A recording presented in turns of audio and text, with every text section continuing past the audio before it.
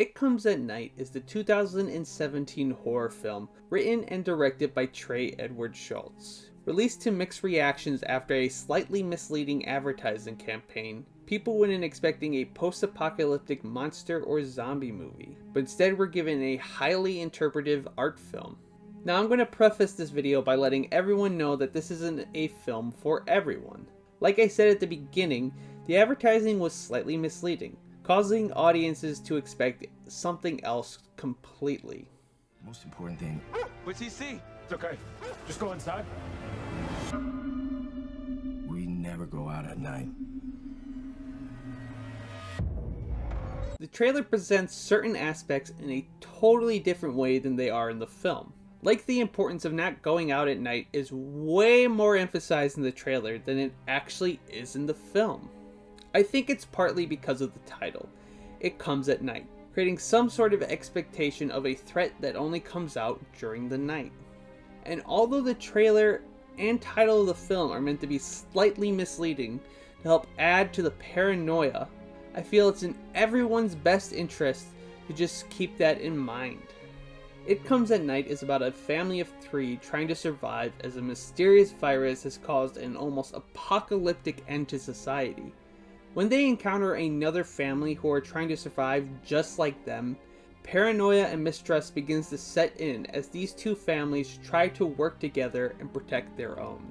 I really don't want to give too much information about the story away, because the film's first viewing is truly best served with as little information as possible.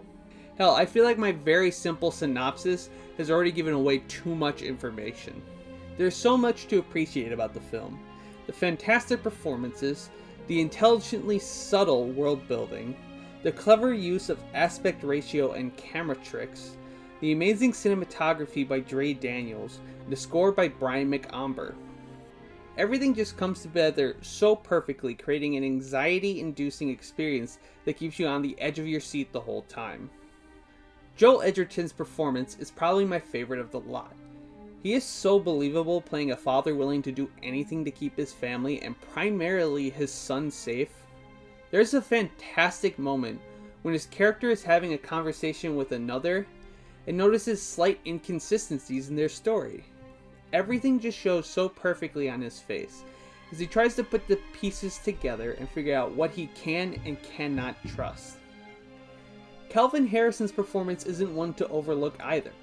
His subtle body language helps communicate his character's awkward demeanor along with his deep depression. While his character has very little dialogue, we spend most of our time with him. If it was not for Kelvin's subtle but impactful performance, the film would be nowhere near as good as it is. This is where I feel like what makes or breaks the movie for people. We are given very little information about what is happening outside of the general area of the cabin. We only know what the main family knows. And from the very little information we can glean from certain conversations, with small glimpses of the outside world we really get. Coming down to the audience to try and figure out what is going on in this world this story takes place in. This is a film meant to make you think about and question everything that happens, making each viewing a new revelation about the world and its characters. Cinematography was such an important tool to help communicate what the characters were feeling at every moment. Isolation, fear, anxiety, paranoia, mistrust, anger, sadness, every single emotion is beautifully communicated in every frame. The way the film plays around with aspect ratio is another clever way to communicate a character's headspace, what they're feeling or doing at any given moment. There is one scene specifically where the aspect ratio slowly shifts from 2.40 to 3.0 and happens so seamlessly you barely notice it. In the moment you do notice the change, you begin to question your own emotions, like the characters do after the scene ends. There is such an amazing attention to detail to help make everything as realistic as possible. Every interaction, movement, and sound were carefully constructed to create a fantastic sense of realism. It really helps that they had complete control over where they filmed. A good example of realism in the film is when one character has duct tape over their mouth. Usually in movies, they'll just slap one strip lightly over the mouth. And I mean, if anyone in that situation had half a brain, They know to just start licking the tape to make it loosen up, and eventually it would fall off. So when I saw they made sure to put extra rolls of tape around his face to keep it secure, it just showed how much they cared about making us believe that everything we are seeing is real. Now, the score of the film isn't anything amazing, but it really fits perfectly with the mood. And it's never overused like in other horror films. Sometimes complete silence can be so much more frightening than a loud noise after the music builds up to make the audience jump. Everything in this film just comes together perfectly, creating an impactful ending that'll have you asking one question: what really comes at night?